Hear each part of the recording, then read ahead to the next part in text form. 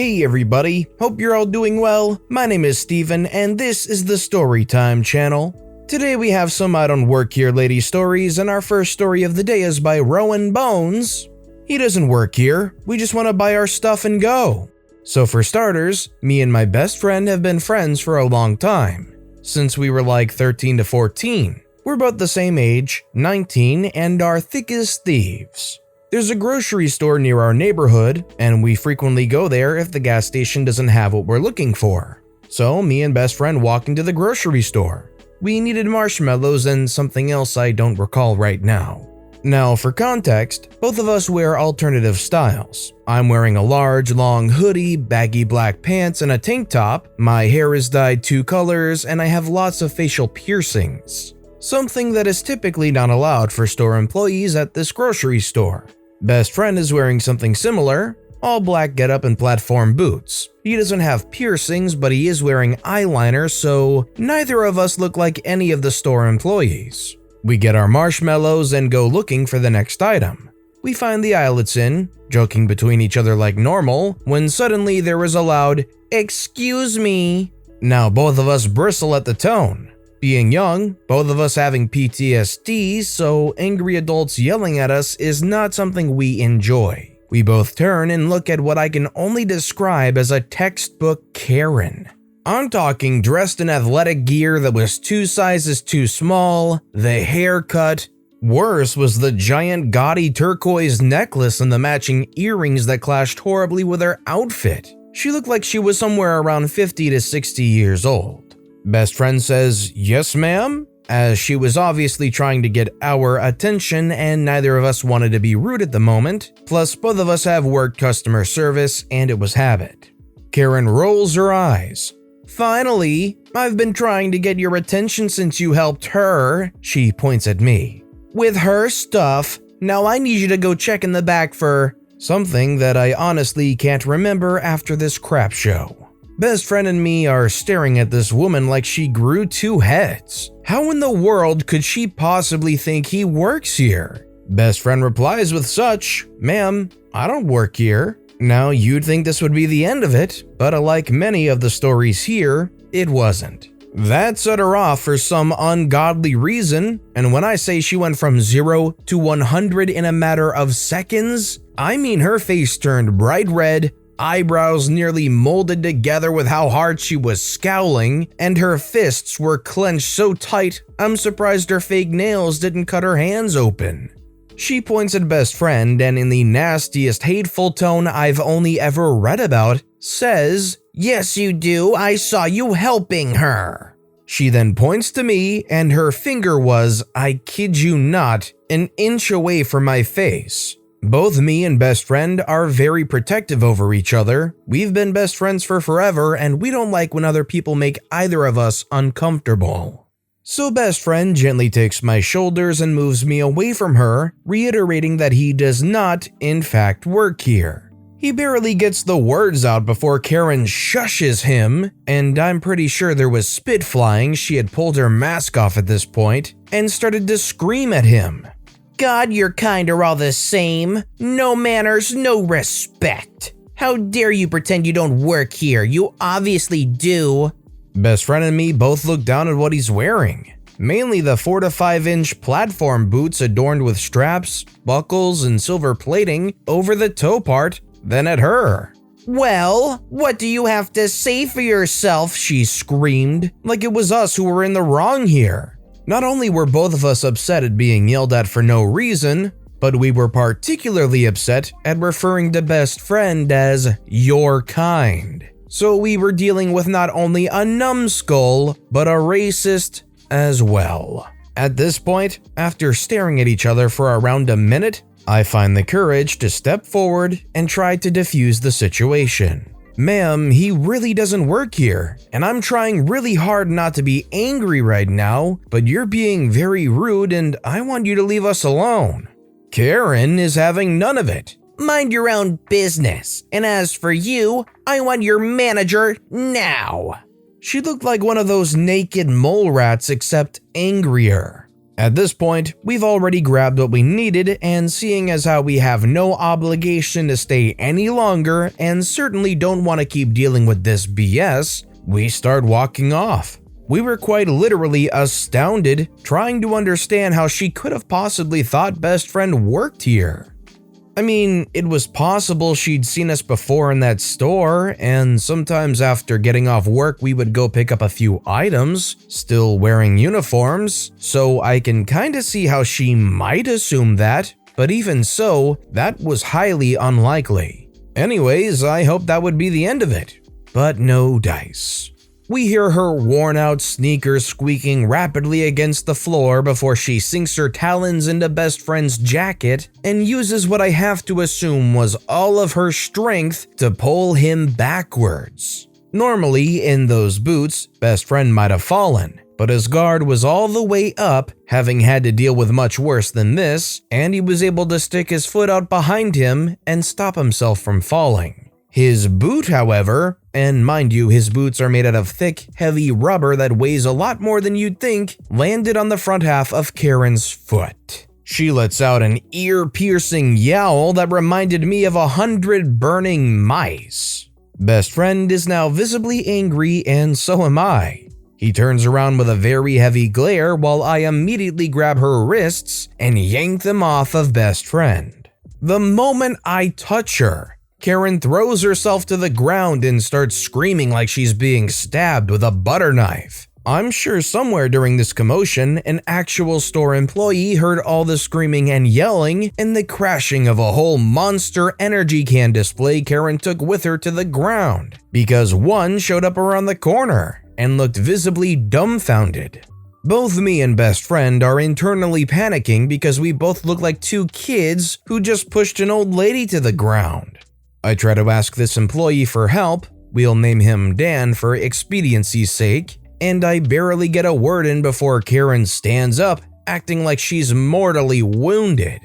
"These two just assaulted me," she screamed in a very loud voice that made Dan cringe along with me and BF. "I want him fired and both of them arrested. Call the police." I turned around to yell at Karen because at this point, I was so angry at her I wanted to put her into an armbar and break her elbow for putting her hands on best friend. But best friend stopped me and asked very calmly to speak to a manager. Karen was huffing and puffing, but she managed to continue her tirade. "No, I want to speak to the manager. You don't get to speak to the manager. You are a piece of poop and rude and I'm going to have you arrested." Dan had taken best friend's request and quite literally ran with it, and soon enough, there was a manager following Dan back to the scene of the crime. The entire time, best friend had put himself between me and Karen. The manager had an obvious customer service smile on his face and addressed us. "Hello, what's the problem here?" Neither of us even bothered opening our mouths because we predicted Karen launching into a loud rant. Sure enough, she instantly began to yell. "These two assaulted me. He called me names and I want him fired, and the police called." This is not an exact word for word, but basically she lied through her teeth. The manager looked at us, bewildered as we helplessly stared back. Finally, he looks at Karen and calmly puts out his hands in the universal pose anyone in customer service knows as the calm down gesture. "Ma'am, neither of these people work here. They're customers just like you." This sends her into a rage, wherein she called best friend multiple racial slurs and insults me as she screams about how she wants the police called, she was assaulted, blah blah blah. Manager finally gets in a word and says he'll call the police just as soon as he watches the cameras to make sure what happened. Karen's face drops like she forgot cameras existed and turned pale when she realized how deep the crap she got herself into was. She quickly backpedals and tells the manager not to call the police. She has an appointment and just wants to go. I could see the look on the manager's face, mostly just his eyes. Everyone but Karen had their mask on, and I know he's probably realized by now from her language and behavior that she was probably in the wrong. So he turns to us and asks if we wanted to call the police, in a slightly unsure tone. I wanted to, but best friend says no, we just wanted to go as well. Karen looked relieved, which pissed me off further, but we bought our items and left. The end wasn't as satisfying as I wish it was. I really wanted to get back at her for the way she treated us, but I'm sure karma gave her what she deserved. To this day, I still don't understand how she came to the conclusion that someone wearing a full gothic getup was a store employee. I hope she didn't drive herself to the store. Her vision must be terrible.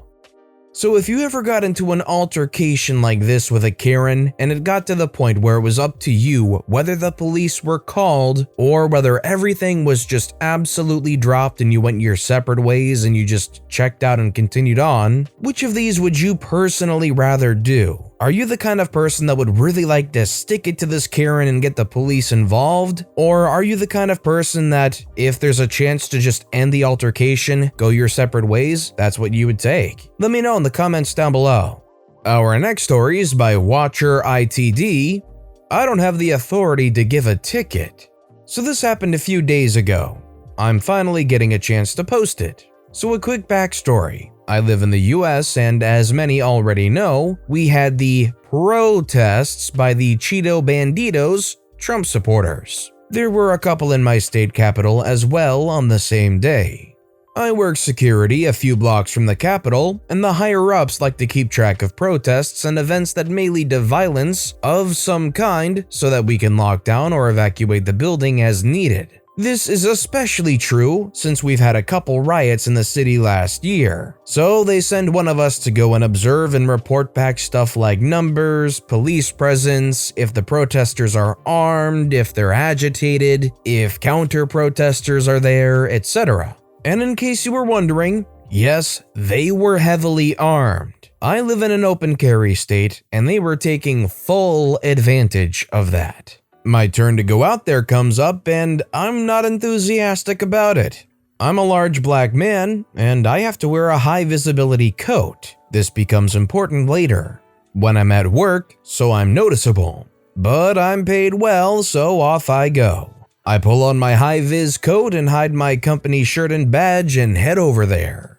I get there, and I'm pleased to see that they are pretty much done. The only people left are either taking down equipment or cleaning up or walking/driving around with Trump and Confederate flags. So I do a quick circuit and report back to my boss. I'm heading back when a wild Karen suddenly appears and the following conversation ensues. Karen in a loud screeching voice, "Excuse me." Me looking around warily for anyone who might actually be a threat. "Yes ma'am, how can I help you?" "I need you to give someone a ticket. They are parked over there and they have a Biden sticker." She spat Biden's name out like it physically offended her to even say, and I tried not to snicker. "Ma'am, I'm sorry, but I have no authority to give anyone a ticket." "But you are a city worker and he is a traitor to our country. You need to give him a ticket." Here, I should mention, I do understand her confusion. City workers do have high-vis vests, though mine is green and black and a full coat, while city workers usually have green vests with orange stripes. Also, their vest has the city name on the front and back. However, city workers do not have authority to give tickets, with the exception of the parking enforcement patrols and police. "I'm sorry, I'm not a city worker, and even if I were, city workers can't give tickets." "If you aren't a city worker, why are you wearing their coat?" Me, annoyed and ready to go back to the office where it's warm. "You're right, I'm sorry. Please go online and fill out the 1D10T form on the city website and submit it to the police. If you have trouble, please call the customer service number and ask for the form directly."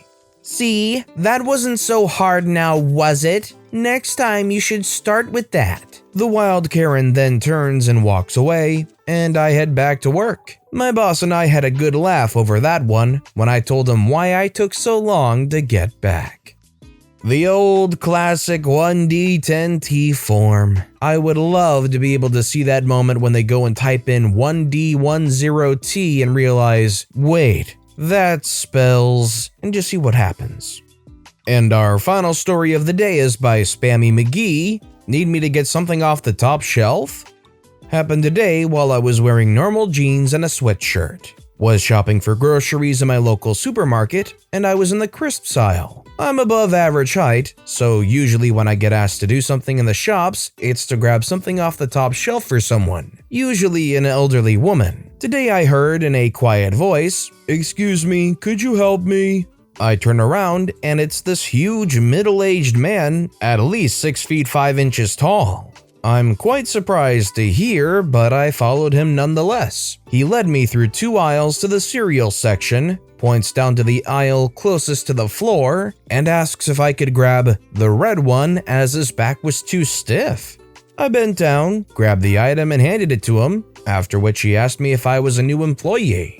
I replied no, and he apologized profusely for wasting my time. I told him to think nothing of it and said my goodbyes. Not a very exciting story, but it goes to show that sometimes the bottom shelf is also out of reach for large people, as the top shelf is for small people.